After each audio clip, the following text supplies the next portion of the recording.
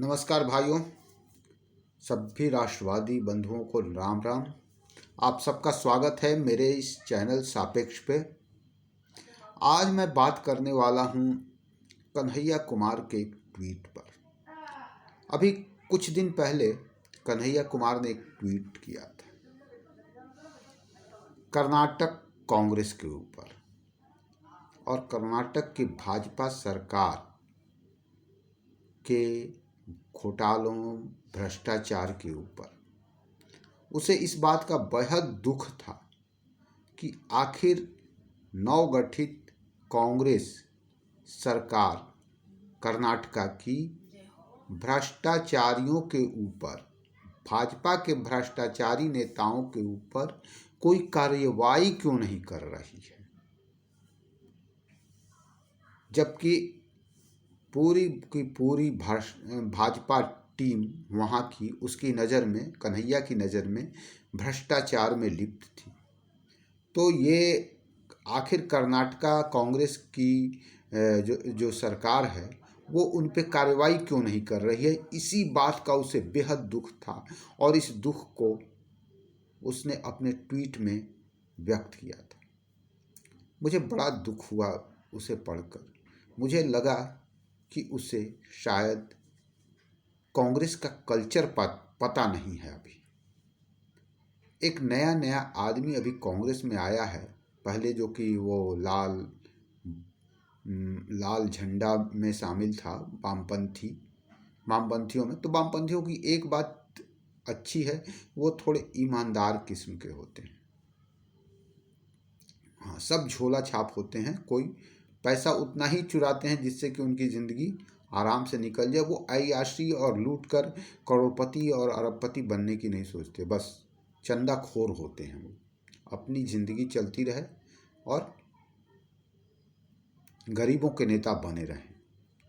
तो अभी ये तुरंत उस वामपंथियों की जमात से कांग्रेसी जमात में शामिल हुआ है। उसे कांग्रेस का कल्चर पता नहीं। उसे ये नहीं पता कि कांग्रेस पूरी तरह से भ्रष्ट पार्टी है। और मैं ये नहीं कह रहा हूँ कि भाजपा 100% प्योर है, 100% ईमानदार पार्टी है। भाजपा में भी कहीं ना कहीं बेईमान हैं, भ्रष्टाचारी हैं, लेकिन वो अपने टॉप के नेताओं से, जो ऊपर के नेताओं से छुप कर ये काम करते हैं। उन्हें उनके काम के बारे में, उनके भ्रष्टाचार के बारे में भाजपाइयों से ज़्यादा कांग्रेसियों को पता होता है। और एक बहुत अच्छी कहावत है, बहुत पुरानी कहावत है, चोर चोर मौसेरे भाई। तो चोर चाहे भाजपा में हो चाहे कांग्रेस में हो, दोनों मौसेरे भाई ही होते हैं। अब सवाल ये है कि भाजपा में मान लीजिए कि 20% लोग भ्रष्टाचारी हैं, चोर हैं, जो कि भाई अंदर ही अंदर कुछ ना कुछ तो गलत करते हैं, लेकिन उनकी साठगांठ ऊपर के भाजपाइयों के अपेक्षा कांग्रेसियों से ज़्यादा होती होगी।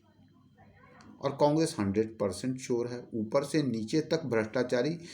उसके मतलब के शीर्ष नेतृत्व पर भी केस चल रहा है, वो भी बेल पर छूटे हुए हैं,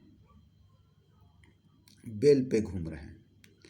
तो अब सवाल ये है कि इनके दर्द छटपटाहट है कि कांग्रेस उन पे ये कोई एक्शन क्यों नहीं ले रही है, भाजपाइयों पे, भ्रष्ट भाजपा। अरे भैया, अगर भाजपाई भ्रष्ट हैं तो उनका कांग्रेस वालों से रिलेशन ज़्यादा मजबूत है, तो वो कहाँ से एक्शन लेंगे। और तुम ये छटपटा रहे हो कि भाई एक्शन क्यों नहीं ले रही है कांग्रेस, मतलब भ्रष्ट भाजपाइयों पे। तो भाई मेरे, तुम अभी कांग्रेस में नए नए आए हो, कांग्रेस का कल्चर तुम्हें नहीं पता है। भाजपा इसलिए एक्शन ले पाती है कांग्रेसियों के ऊपर क्योंकि एक्शन लेने वाले जिन पदों पे बैठे हैं वो बिल्कुल प्योर हैं, ईमानदार हैं। लेकिन तुम्हारे यहाँ हेड टू फुट सब लुटेरे हैं, सब लूट कर खाने वाले हैं। वो क्या एक्शन लेंगे? वो सब लुटेरों का, उन भाजपा के जो 20% 10% लुटेरे हैं उनसे ही गहरा रिलेशन है। उनका चंदा भी पहुंचता होगा जब सत्ता में वो होते होंगे तो वो कैसे एक्शन लेंगे?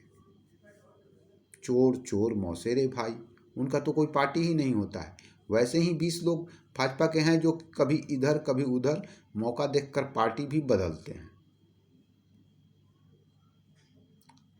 तो ये चीज़ है। और कांग्रेस के का कोई भी पार्टी नहीं बदलता है, भाजपा में नहीं आएगा। अगर वो उसमें ईमानदारी का अंश होगा तभी वो छोड़कर कांग्रेस को भाजपा में आएगा, नहीं तो वो भाजपा में नहीं आएगा। तो अब जितने छोड़ने वाले थे वो निकल गए छोड़ के, जो ईमानदारी से काम करना चाहते हैं, कुछ अच्छा काम करना चाहते हैं। मतलब थोड़ा सा बेईमानी थोड़ी सी, 100% तो कोई ईमानदार होता नहीं है। तो 90% मान लो, 50% बेईमान 50% ईमानदार हों, वो सोचते हैं कि चलो भाजपा में चलते हैं। अब पूरी तरह से 900 चूहे खा चुके हैं, अब हम हज करने का मौका आया, समय आ गया, तीर्थ जाने का मौका समय आ गया है, अब हम भाजपा में चलते हैं। तो ऐसा सोच, लेकिन जो 100% करप्ट है वो कैसे भाजपा में जाएंगे? तो वो सब अब भाजपा में, जब तुम्हारी जो जमात जहाँ पे आए हो वहाँ 100% करप्शन है। जहाँ की राजमाता सोनिया गांधी ही चौथे नंबर की सबसे धनी महिला थी 10 वर्षों के शासनकाल की जब समाप्ति हो रही थी उस समय। अब बताओ, जिनका क्या बिजनेस था यही किसी को नहीं पता, और वो सबसे चौथे नंबर की सबसे धनी महिला राजनीतिज्ञ वर्ल्ड की, और आज के डेट में कहाँ गई? मैंने ये मोदी के प्रधानमंत्री बनने के कुछ दिनों बाद, 2 साल 1 साल के बाद चेक किया था, तो वो 17वें नंबर पे आ गई थी। अब तो मैं चेक भी नहीं करता हूँ, क्योंकि मैं जानता हूँ अब वो 25वें 27वें या 100 से बाहर होंगी, क्योंकि अब सोर्स ऑफ इनकम बंद है। कांग्रेस अपने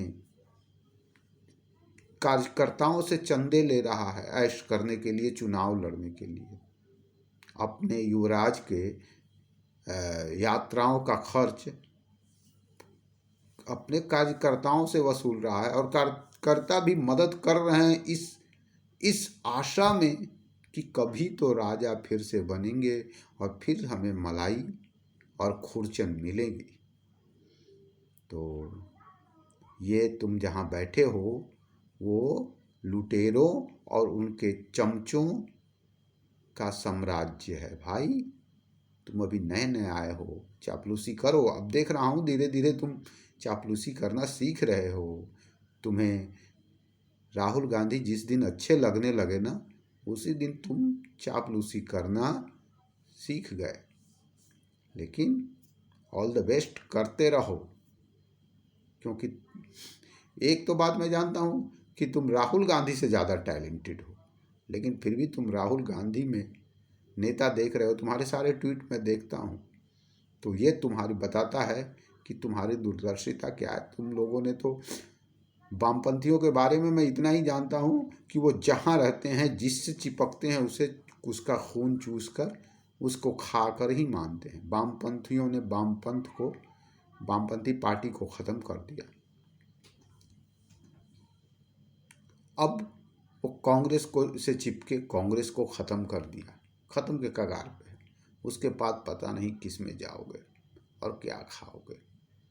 तो खाते रहो बस, कांग्रेस में मज़े लेते रहो। ये मत सोचो कि वो भाजपा के भ्रष्टाचारियों पर कार्रवाई क्यों नहीं कर रही है, क्योंकि वो कभी भी कार्रवाई नहीं करेंगे। वो इसलिए कार्रवाई नहीं करेंगे कि उन भ्रष्ट भाजपाइयों के रिलेशन कांग्रेस से ज़्यादा अच्छे हैं। तो वो कहाँ से करेंगे? तो आज के इस वीडियो में इतना ही। All the best Kanhaiya Kumar ji. आप सभी राष्ट्रवादी भाइयों को राम राम, जय श्री राम। कृपया मेरे वीडियो को देखें, लाइक करें, मेरे चैनल को सब्सक्राइब करें और जहाँ तक हो सके फैलाएं ताकि ये चैनल और दूर दूर तक पहुँचे, मैं इस्टेब्लिश हो सकूं। तो चलिए अगले वीडियो में फिर मिलते हैं। जय श्री राम।